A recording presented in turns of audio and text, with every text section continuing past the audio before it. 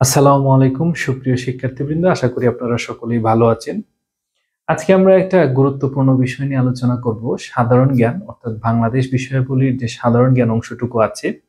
তো আমরা জানি সাধারণ জ্ঞানের একটা গুরুত্বপূর্ণ বিষয় হচ্ছে মুক্তিযুদ্ধ। সেই মুক্তিযুদ্ধে বাংলাদেশকে 11টি সেক্টরে বিভক্ত করা হয়েছিল, সেটা আমরা সবাই জানি। আজকে আমরা দেখব সেই কোন কোন এরিয়াগুলো নিয়ে, মানে কোন কোন জায়গাগুলো নিয়ে 11টি সেক্টরে বিভক্ত করা হয়েছিল এবং সেই সেক্টরগুলোর সেক্টর কমান্ডার কারা কারা ছিলেন। দেখি একটু আপনাদের সহজ করার সুবিধার্থে আমরা সেক্টরগুলো একটু নিয়ে আলোচনা করি। দেখেন, এটা হচ্ছে 1 number, 2 number, 3 number, 4 number, 5 number, অর্থাৎ সিরিয়াল লিখেছে 1 2 3 4 5। আবার এইদিকে 6 7 8 9, তারপরে 10, মানে 1 2 3 4 5 6 7 8 9 10, 11 নম্বর উপরেরটা। এই হচ্ছে 11টি সেক্টর। এখন আসুন যে 1 নাম্বার সেক্টর কোন কোন জায়গায় ছিল। এই অঞ্চলটা হচ্ছে ফেনী নদী, অর্থাৎ চট্টগ্রাম এবং পুরা পার্বত্য চট্টগ্রাম ফেনী নদী পর্যন্ত ছিল। পুরো না, মানে এই ফেনী নদী পর্যন্ত চট্টগ্রাম এবং পার্বত্য চট্টগ্রাম এরিয়াগুলো ছিল 1 নাম্বার সেক্টর।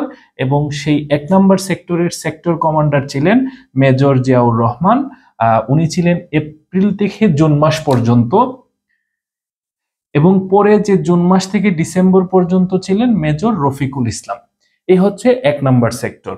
তারপরে ছিল 2 নাম্বার সেক্টর। 2 নাম্বার সেক্টরে ঢাকা, কুমিল্লা, নোয়াখালী, ব্রাহ্মণবাড়িয়ার যে আখাউড়া রেল স্টেশন, এই রেল স্টেশন পর্যন্ত ছিল 2 নাম্বার সেক্টর। ঢাকা জেলা পুরাটাই কিন্তু এটার মধ্যে ছিল প্রায়। আর 3 নাম্বার সেক্টরে, আর এই 2 নাম্বার সেক্টরের সেক্টর কমান্ডার ছিলেন মেজর খালেদ মুশাররফ। উনি এপ্রিল মাস থেকে সেপ্টেম্বর মাস পর্যন্ত ছিলেন। এরপরে সেপ্টেম্বর থেকে ডিসেম্বর মাস পর্যন্ত ছিলেন মেজর এটিএম হায়দার। এরপরে হচ্ছে 3 number sector. 3 number sector Dhaka জেলার এই কিছু অংশটুকু ছিল ঢাকা জেলার। তারপরে কিশোরগঞ্জ এবং হবিগঞ্জ জেলা। এখানের মধ্যে কে ছিলেন? এখানের মধ্যে ছিলেন এপ্রিল থেকে সেপ্টেম্বর মাস পর্যন্ত মেজর কে এম সফিউল্লাহ, এবং সেপ্টেম্বর থেকে ডিসেম্বর মাস পর্যন্ত ছিলেন major A N M Nuruzzaman. এই হচ্ছে 3 নাম্বার সেক্টর। 4 নাম্বার সেক্টর তো সিলেটের দক্ষিণ পূর্বাঞ্চল কিছুটা, যেমন মনে করেন মৌলভীবাজার, এইসব জেলাগুলো কিছুটা অন্তর্ভুক্ত ছিল, শ্রীমঙ্গল সাইডগুলো। এটা ছিল 4 নাম্বার। মেজর চিত্তরঞ্জন দাস ছিলেন, ওনার নাম সিআর দত্ত, এবং আরেকজন ছিলেন সেটা হচ্ছে ক্যাপ্টেন আব্দুর রব, অর্থাৎ সেক্টর কমান্ডার। ওনারা ছিলেন সেক্টর কমান্ডার। এরপরে হচ্ছে সিলেট। সিলেট পুরোটা এবং সুনামগঞ্জের কিছু সাইট সহ এটা ছিল 5 নাম্বার সেক্টর। এই সেক্টরের সেক্টর কমান্ডার ছিলেন মেজর মীর শওকত আলী, মানে এখানের একজনই ছিলেন মেজর মীর শওকত আলী। এরপরে আমরা গেলাম 6 নাম্বার সেক্টরে। 6 নাম্বার সেক্টর হচ্ছে রংপুর বিভাগ। এখানে ছিল ঠাকুরগাঁও এবং পঞ্চগড় এবং আরো অন্যান্য জেলাগুলো ছিল। এই পুরো অংশটুকুকে 6 নাম্বার সেক্টরে, যেই সেক্টর কমান্ডার ছিলেন উইং কমান্ডার মোহাম্মদ খাদেমুল বাশার। এরপরে হচ্ছে 7 নাম্বার। 7 নাম্বার ছিল রাজশাহী, বগুড়া, নওগাঁ এবং পাবনা, মানে রাজশাহীরই কয়েকটা জেলা। এখানের দায়িত্বে ছিলেন এখানের সেক্টর কমান্ডার ছিলেন মেজর নাজমুল হক। উনি ছিলেন এপ্রিল থেকে আগস্ট মাস পর্যন্ত। এরপরে আগস্ট মাস থেকে ডিসেম্বর মাস পর্যন্ত ছিলেন মেজর কাজী নুরুজ্জামান। এরপরে হচ্ছে 8 নাম্বার। 8 নাম্বার এটা প্রায়ই আসে, কারণ 8 নাম্বারটা আসার কারণ হচ্ছে এখানে এই মুজিবনগর সরকার ছিল, মেহেরপুরের, কুষ্টিয়ার মেহেরপুরের মুজিবনগর সরকার ছিল, যার জন্য 8 নাম্বার থেকে প্রায় প্রশ্ন আসে। অর্থাৎ কুষ্টিয়া, যশোর, মেহেরপুর, এই মেহেরপুরে মুজিবনগর ছিল। ফরিদপুর ও খুলনা জেলার কিছু অংশ ছিল 8 নাম্বার সেক্টরে। এর দায়িত্বে এপ্রিল মাস থেকে আগস্ট মাস পর্যন্ত ছিলেন মেজর আবু ওসমান চৌধুরী।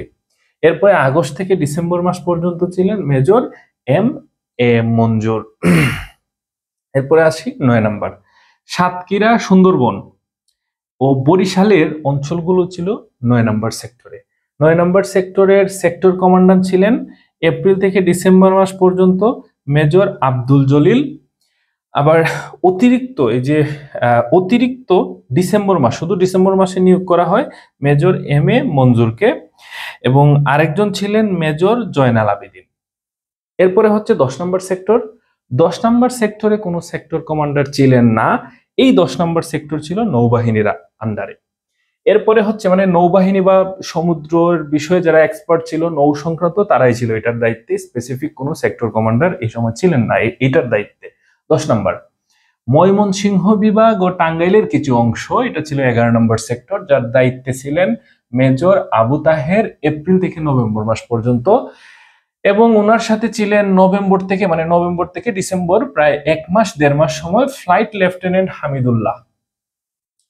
এই হয়েছে বিষয়। এইভাবে আমরা যদি আস্তে আস্তে এইভাবে যদি বিভক্ত করি খুব ইজিলি ভাবে এটা দেখলেই আমরা মোটামুটি আয়ত্ত করতে পারবো। তো আমি আশা করি আপনারা একবার দেখলেই এই ভিডিওটা আপনাদের মোটামুটি মনে থাকতে পারবে। যাই হোক, আজকে এই পর্যন্তই। ভালো থাকবেন, সুস্থ থাকবেন। পরবর্তী ভিডিওতে আপনাদের সাথে দেখা হচ্ছে। আল্লাহ হাফিজ।